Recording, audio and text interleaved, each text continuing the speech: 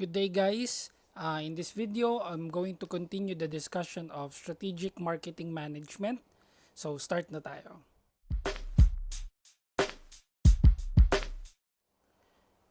So, for chapter 3, we are going to cover market planning framework and the GSTIC framework. So, I wanted to start out this discussion with a very beautiful Japanese proverb which states, "Vision without action is a daydream, and action without vision is a nightmare." While this is very applicable to anyone, this is very much important in the field of. So this is relatable to anyone. Again, even at a personal level, you can relate to this. What the importance of vision is, no. But in the field of business, it's very important to have a clear vision, right?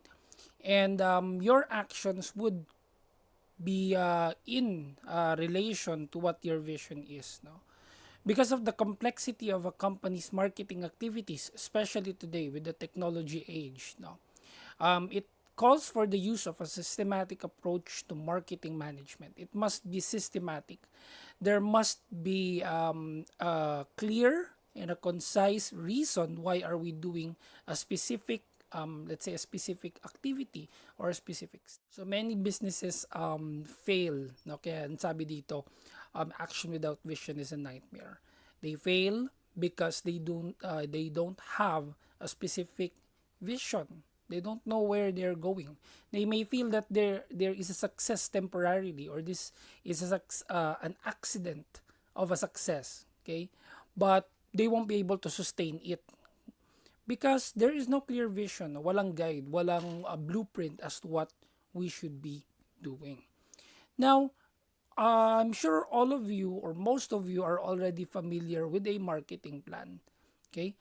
The purpose of a marketing plan is to decide how you will sell your products or services to consumers. No? And as a leader, it answers very important questions like, what problem do I solve for my customers? No?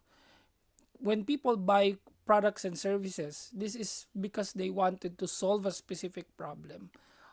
Whether it's a personal problem, a personal need, no, there's a problem at home, at your car, at work, etc. You need all of these products to solve a specific problem. Now, also, it should answer, no, the question, what makes me different than everyone else in the market? So maraming products like maraming cellphones, maraming damit, maraming food products. Now, why should we buy you? Bakit sila bibili sa akin? No. There should be something that's different with what I'm offering. Is it the price? Is it the packaging? Is it the taste? Is it affordable? Is it much more convenient for the customer to get my product than anyone else? So all of those things must be answered, and that falls within the constructs of market planning. Okay, when you are planning all of your marketing activities, lahat ng mga bagay na to will be touched upon. Okay, and it's very important because they make it easier for the business or the owner not to target ideal customers. And then you reduce costs kasi it is also considered a cost or a waste kapag you're trying to sell a product to someone na hindi naman fit, no? Fit as your customer. Kumbaga may disconnect, okay?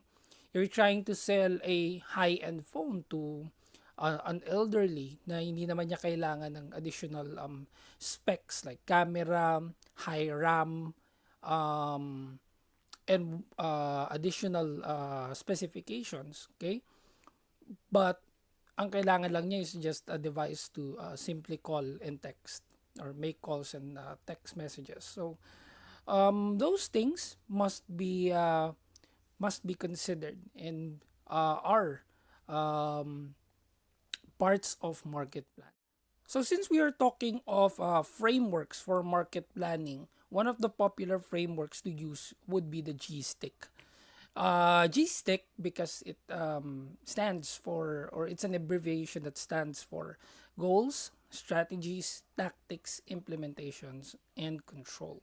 So we will check all of these parts one by one. GSTIC is a framework for market planning wherein certain value creating processes are defined, okay, and the specifics of market offering. So para siyang value chain, ano, on all parts of your GSTIC, value should be created, okay. So the first, which is goal, letter G, no, it identifies the ultimate creation for success that guides all companies' marketing activities. Just like when you're starting up a business, no, you have the vision, the mission, goals, and objectives, right? So yun yung pinakang mapa mo. That is your blueprint, okay?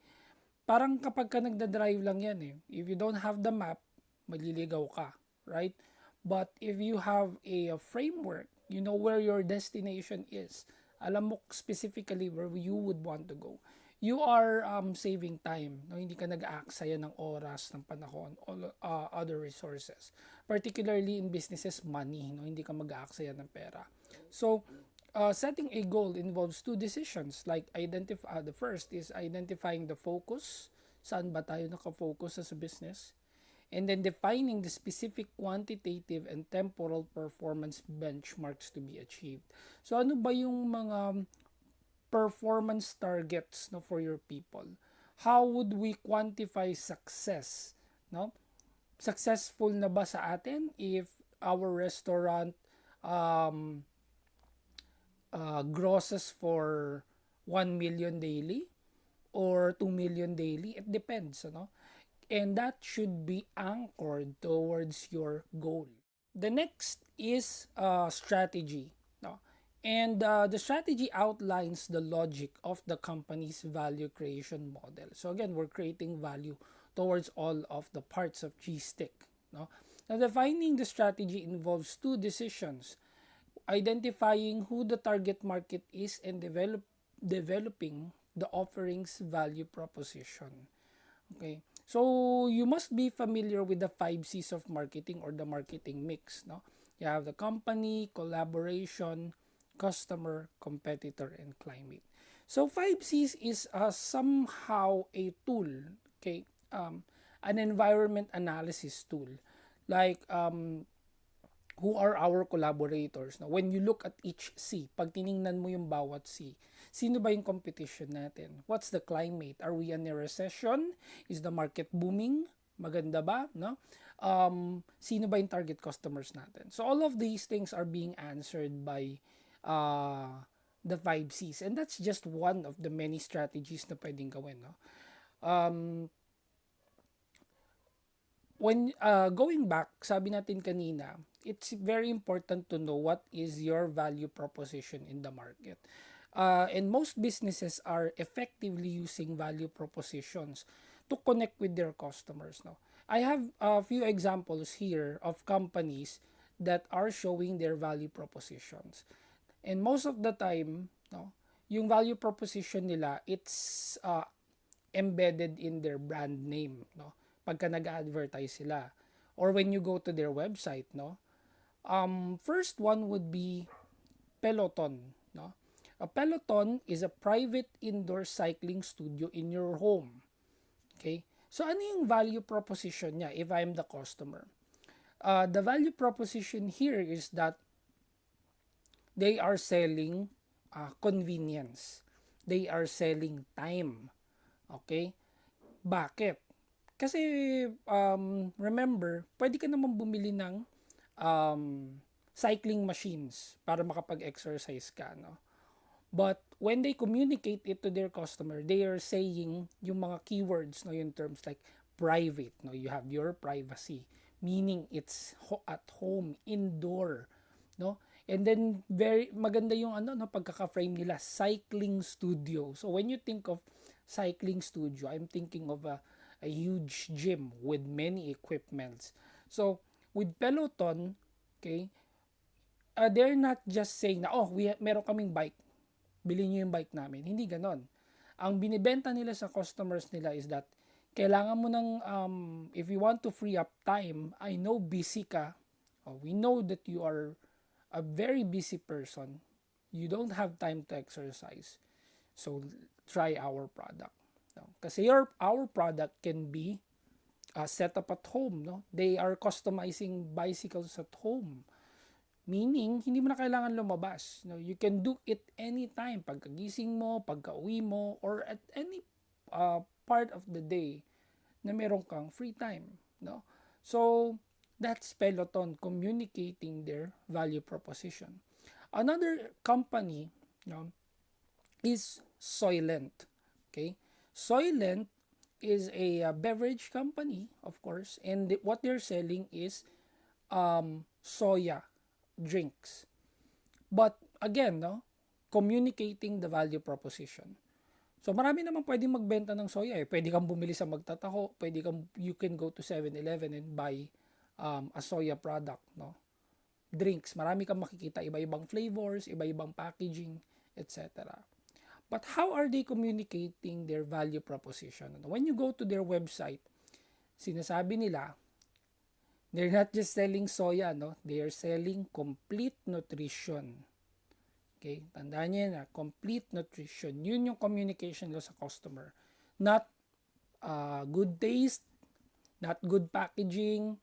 No? Hindi sila nakafocus doon. What we're saying is that complete, parang ano yan eh, Centrum A to Z.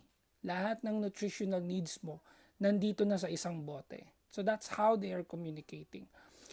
It's up to you. You can drink it, shake it, chew it, whatever you taste. We've made it for you. No, convenient format. So meron silang mga tablets, pills, etc. Meron silang nutrition bars. So food supplement sila. But what they are trying to again communicate is that we will give you complete nutrition. And that's value proposition being communicated to customers, not just we are a beverage company. Third part in GSTIC is the tactics. The tactics outline a set of specific activities employed to execute rather a given strategy. Now, under the tactics, now you have 7 areas like product, service, brand, the price, the incentives, communication, and distribution. Now, these 7 tactics are the means that managers have at their disposal to execute a company strategy and create the optimal value proposition for the target market.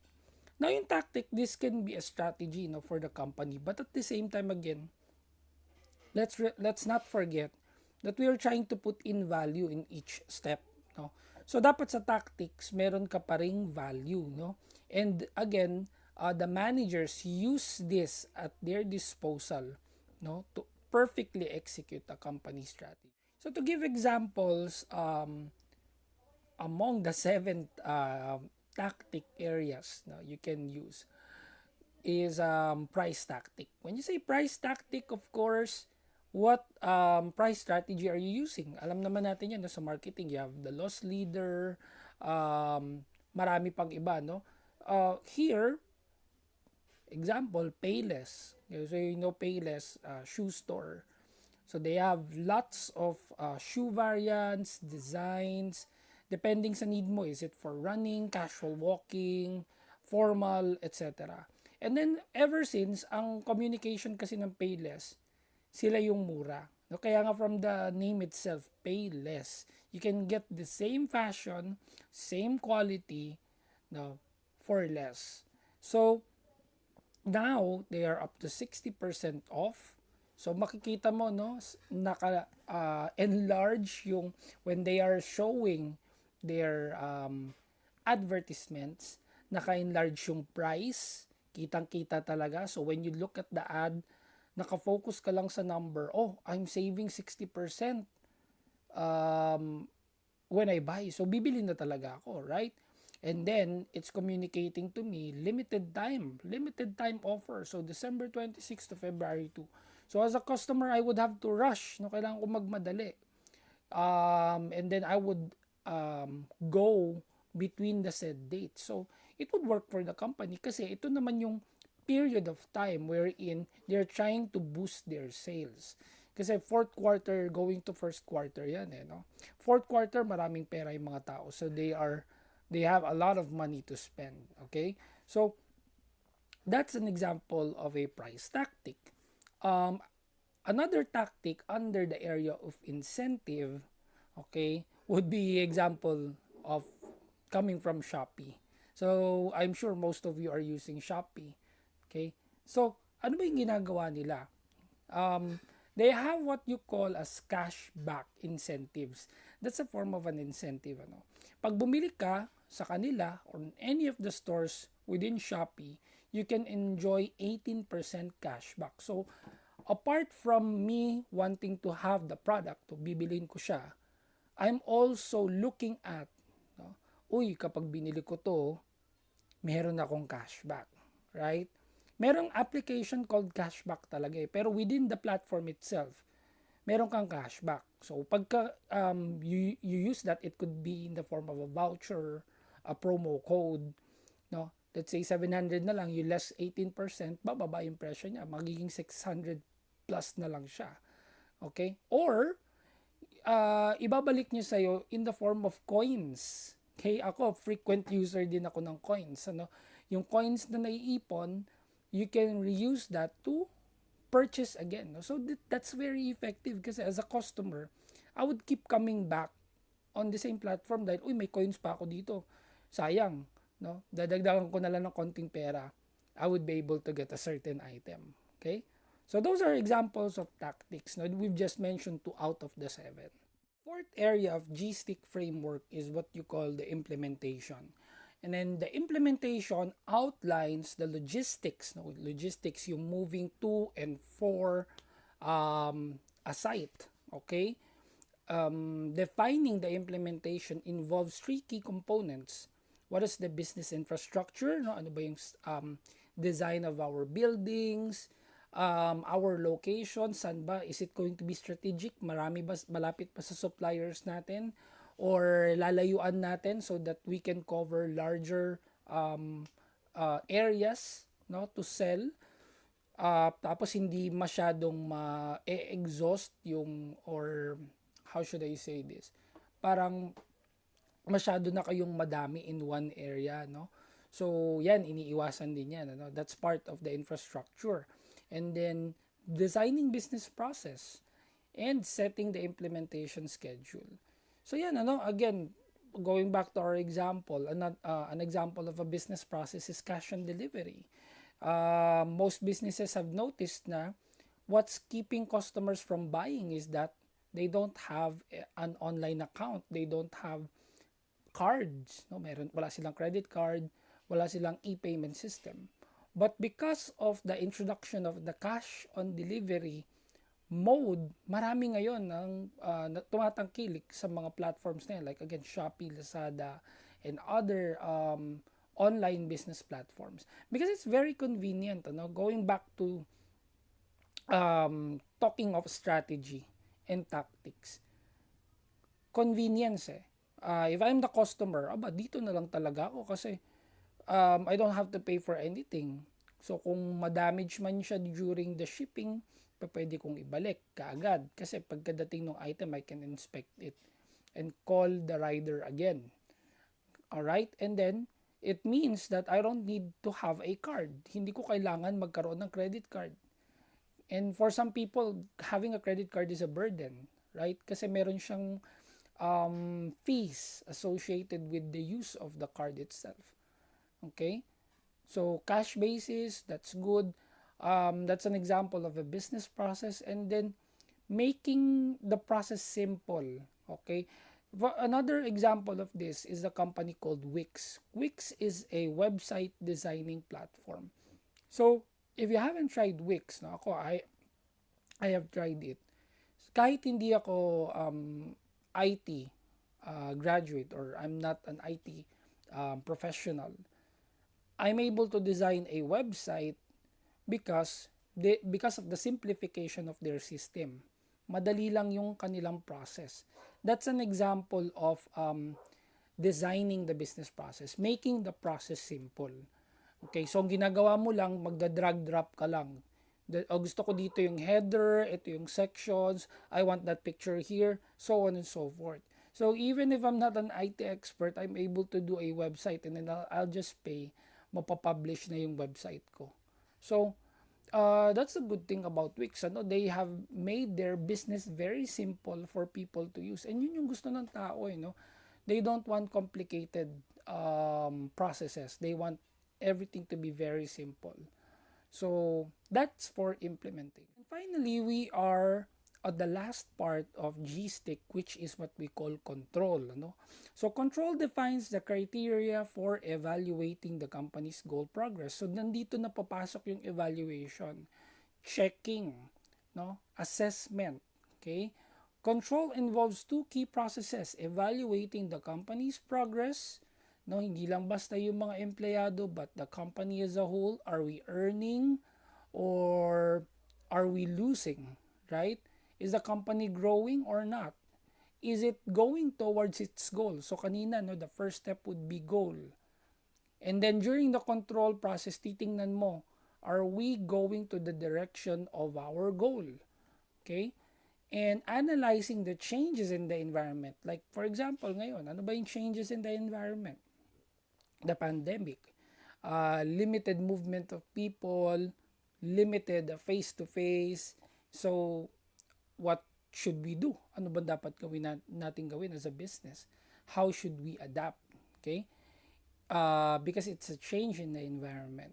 So, maraming paraan. No? There are a lot of ways on how you would implement control in the business. Among common examples would be looking at the balance sheet, the income statements, no? Looking at the financial statements in general. So, dun pa lang, kasi sabi nga natin, the numbers don't lie. So, if you would look, okay, may kinita ba? Wala. What should we do? Okay? Another would be using the balance scorecard. So, if you're not familiar with the balance scorecard, it is an assessment tool, no, common among businesses, wherein you would look at four key areas. The areas are financial. So, okay ba yung shareholders natin?